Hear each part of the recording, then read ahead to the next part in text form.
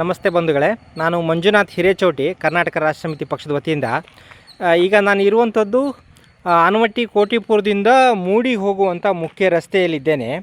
ಈ ರಸ್ತೆ ಇಕ್ಕೆಲ ಅಂತಂದರೆ ಆಚೀಚೆ ಒಂದು ಪದ್ಧತಿ ಇದು.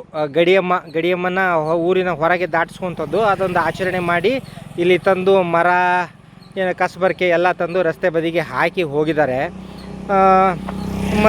ಕರ್ನಾಟಕದಲ್ಲಿ ಮಧ್ಯ ಕರ್ನಾಟಕ ಮತ್ತು ಉತ್ತರ ಕರ್ನಾಟಕದ ಭಾಗದಲ್ಲಿ ಬಹುತೇಕ ಹಳ್ಳಿಗಳ ಆಚೆ ನೀವು ಈ ಥರದನ್ನು ನೋಡ್ಬೋದಾಗಿದೆ.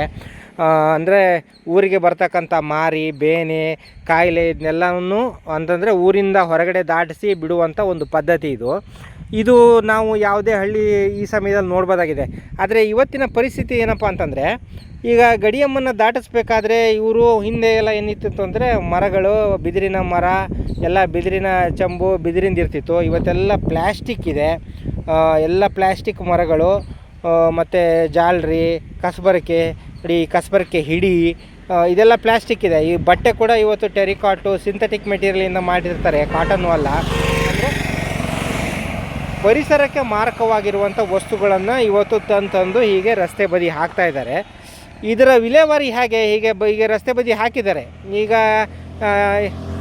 ಇದನ್ನು ವಿಲೇವಾರಿ ಮಾಡಬೇಕಲ್ಲ, ಇದನ್ನು ಸ್ವಚ್ಛ ಮಾಡಬೇಕಲ್ಲ. ಇದು ಮಾರಕವಾಗಿದೆ ಇದು ಪರಿಸರಕ್ಕೆ.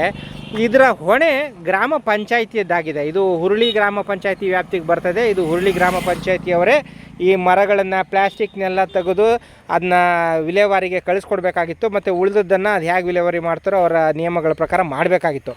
ಆದರೆ ಇದು ಆಗಲೇ ಸುಮಾರು ನಾನು ಒಂದು 3-4 ತಿಂಗಳು ಹಿಂದೆ ಬಂದಾಗ ಇದ್ದಿದ್ದು ಇದು ಹಾಗೇ ಇದೆ. ಈಗ ಸಾಲಿಡ್ ವೇಸ್ಟ್ ಮ್ಯಾನೇಜ್ಮೆಂಟ್ ರೂಲ್ಸ್ ಪ್ರಕಾರ 2020ರಲ್ಲೇ ಇದು ಜಾರಿಯಲ್ಲಿದೆ ಅಂತಂದರೆ ಗ್ರಾಮ ಪಂಚಾಯಿತಿಗಳಿಗೆ ಇದರ ಹೊಣೆಯನ್ನು ಕೊಟ್ಟಿದ್ದಾರೆ. ಮತ್ತು ಇದನ್ನು ಸ್ವಚ್ಛ ಮಾಡುವಂಥದ್ದು ಮತ್ತು ಪರಿಸರಕ್ಕೆ ಯಾವುದೇ ಅಪಾಯ ಬರದೇ ಇರೋದಂಗೆ, ಹಾನಿ ಆಗದೇ ಇರೋಂಗೆ, ಜಲಚರಗಳಿಗೆ ನೀರಿಗೆ ಸೇರದೇ ಇರೋ ಹಾಗೆ ಇದನ್ನು ತೆಗೆದು ಸೂಕ್ತ ರೀತಿಯಲ್ಲಿ ವಿಲೇವಾರಿ ಮಾಡಬೇಕು ಪಂಚಾಯಿತಿಯವರು ಅಂತ ನಾನು ಈಗ ಕೇಳ್ತೀನಿ. ಮತ್ತು ಇದ್ರ ಬಗ್ಗೆ ಅವ್ರು ತಿಳಿಸ್ತೇನೆ. ಧನ್ಯವಾದ.